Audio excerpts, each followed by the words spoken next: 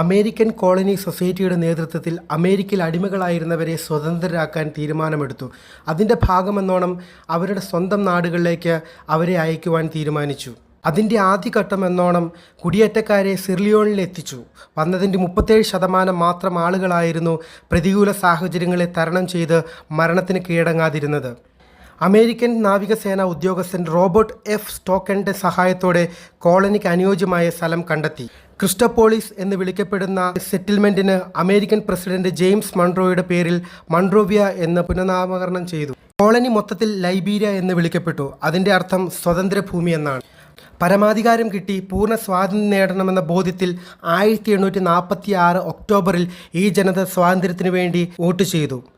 ഒടുവിൽ 1847 July 26 Liberia പൂർണ്ണമായും സ്വാതന്ത്ര്യം നേടി.